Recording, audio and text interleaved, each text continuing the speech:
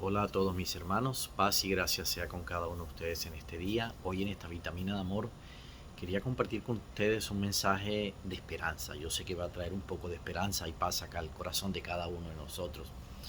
Y es una historia del rey David.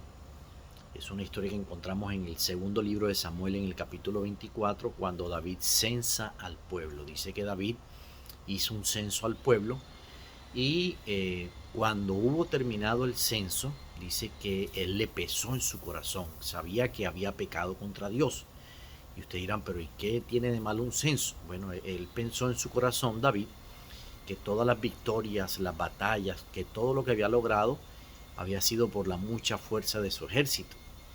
Y resulta que no era así, era porque Dios estaba con él. Entonces David le pesó, se dio cuenta de que se había equivocado y le pide perdón a Dios. Una de las cosas que me encanta de este David, de este personaje, era que tenía la capacidad de reconocer sus errores. Miren que lo hablamos en un video la semana pasada, durante los 15 años, desde el momento en que Dios lo unge como rey, hasta que lo pone sobre el rey, durante ese tiempo Dios prepara el corazón de David, no para recibir la promesa, sino para que su corazón no cambiara cuando recibiese la promesa. Y eso fue lo que pasó en David. Su corazón no cambió. A pesar de que era rey, estaba sobre Israel, era el cargo más alto, tenía todo el poder en ese momento, David tenía la capacidad de reconocer sus errores. Y no solamente lo vemos aquí, sino que lo vemos unos capítulos antes, en el capítulo 12 de este mismo segundo libro de Samuel, cuando David eh, eh, mata o manda a matar al esposo de Betsabé. David también reconoce su error, a pesar de que ya era rey. Y aquí también vemos a David reconociendo su error. Pero efectivamente Dios se molesta con David por este detalle de que David pensó en su corazón de que todo lo había logrado por su fuerza. Entonces le manda un mensaje con el profeta y le dice que hay tres cosas con que el Señor le quiere enviar. Y una de esas es 7 años de hambre, o 3 meses siendo perseguidos por sus enemigos, o 3 días de peste sobre la tierra. Y dice que David entra en gran angustia porque viene esa consecuencia por su pecado, por haber desechado a Dios así de esa forma. Entonces David escoge, dice que él conoce las misericordias de Dios y que prefiere caer en las manos de Dios y no en las manos del hombre. Entonces David escoge la última.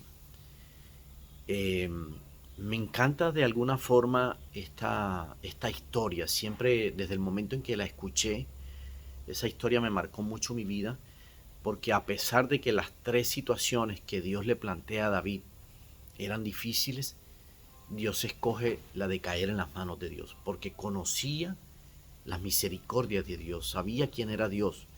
Y a pesar de que Dios envía a su ángel, David recurre al clamor de Dios y hace un sacrificio y un altar a Dios. Y David efectivamente clama por la misericordia de Dios. Y Dios para esta peste que envía sobre su pueblo.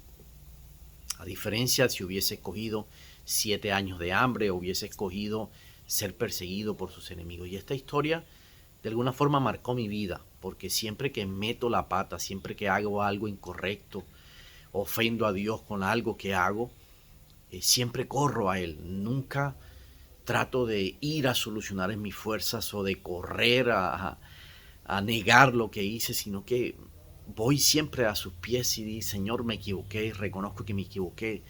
Y creo que muchas veces nos pasa, una de las cosas con las que yo más tropiezo es con mi parte económica. Siempre he tratado de ser un poco dependiente o de luchar en mis fuerzas en esta parte económica y siempre termino haciendo muchas veces lo que no le agrada a Dios. Por ponerles un ejemplo, el libro de Proverbios siempre nos insta a que no nos endeudemos, a que no prestemos, a que no hagamos eso, que posiblemente no es la voluntad de Dios. Y siempre hacemos lo contrario, siempre terminamos endeudándonos o haciendo algo por este estilo de cosas. Y cuando reconozco que esa decisión que tomé no era la correcta porque me conlleva a otras decisiones que tampoco son correctas, entonces me doy cuenta que metí la pata. Me doy cuenta que me equivoqué, así como David, que no honré a Dios, que no le hice caso a su palabra.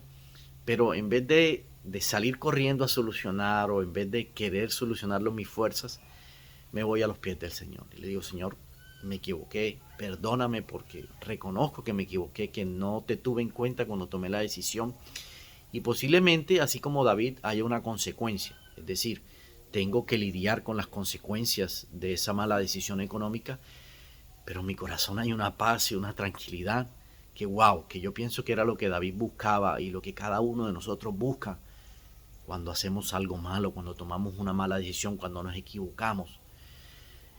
Y quería compartir esto contigo para que si estás en ese momento o posiblemente más adelante tomes una mala decisión, corre a los pies del Señor, ve a su presencia y reconoce que te equivocaste y dile, Señor, me equivoqué, ayúdame a solucionarlo, dame la sabiduría para salir adelante.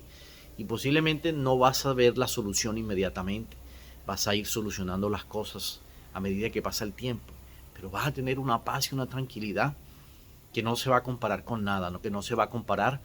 Al contrario, si tú sales a solucionar en tus fuerzas, vas a tener más angustia, más intranquilidad, vas a seguir cometiendo más errores uno detrás de otro.